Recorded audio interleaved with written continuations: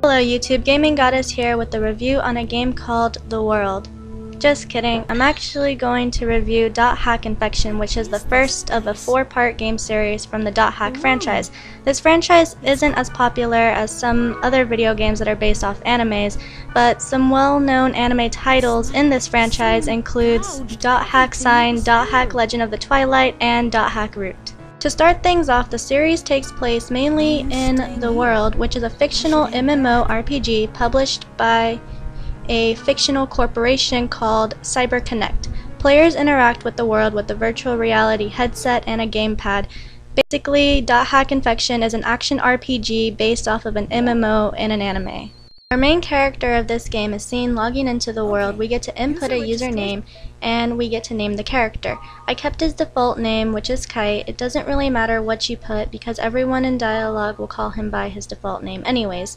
So once you complete registering, we have an option window. This is where we can access the world, our mail, news, and we can save our game on this screen as well. I personally think this is an interesting way of setting up how the game is played. It really makes it feel almost like an actual MMO, but without the massive multiplayer option. We do meet a variety of characters such as Orca, Black Rose, and Mistral. These players that we meet along the way will most likely give you their player information so we can play the world with them. This is where our party comes into play. We have an option called Party, and this is where we can add anyone on our list, but only if they're online. Yes, this video game does have characters that do in fact have lives of their own in the real world. Once we have a party, we can go and find dungeons or fight and do the missions that we are told to do in order to progress in the game. I strongly recommend to level grind as much as possible. Yes, it is tedious and some of the dungeons are longer than others, but it will all be worth it in the end. This game has an active battle system. We control our main character and we can give commands to our party members such as using skills, healing, or magic. We can even set for one person in the entire party to heal or to use a specific skill on a certain monster. This battle system for me was very frustrating because it sometimes felt like they wouldn't do what I told them to do. As for some skills, this game really only has one skill that's important to progress, and that would be the data drain, which can only be used by Kite. When we use the data drain skill on a monster, we can sometimes find rare items and we gain virus cores. The reason for gaining virus cores is so we can go and do gate hacking, which is another important skill that can only be used by Kite to progress in the game.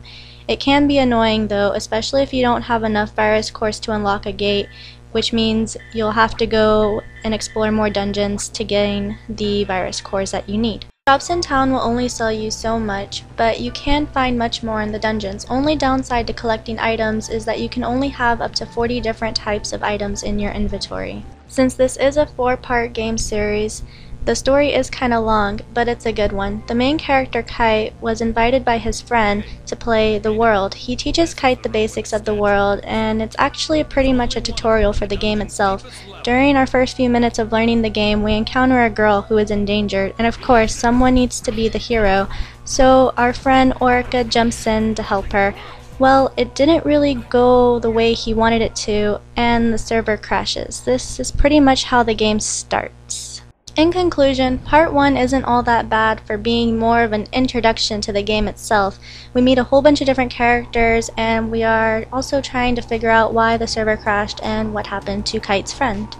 Pros for me in .hack Infection would be that the creators really tried to make it look and feel like an MMO, which I thought was actually pretty amazing. The graphics don't look too bad for a game that came out in 2003, plus it does have some nice music. Cons for me would be the fact that you can only hold up to 40 different types of items in your inventory, and of course the battle system was a little difficult, especially if the party members don't do as you command them to do.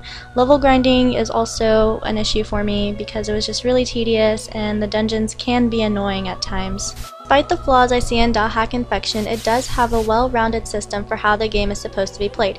Even though The World is a fictional MMO from the .hack anime series, it was still a fun experience. Seeing how the world is like through an action RPG was something I really enjoyed. If you haven't seen .hack, I highly suggest watching it before playing any of the .hack games, so that way you have at least some background knowledge on the world. Hack Infection gets a 9.5 out of 10 for me. This has been a Gaming Goddess review, and remember to keep on gaming.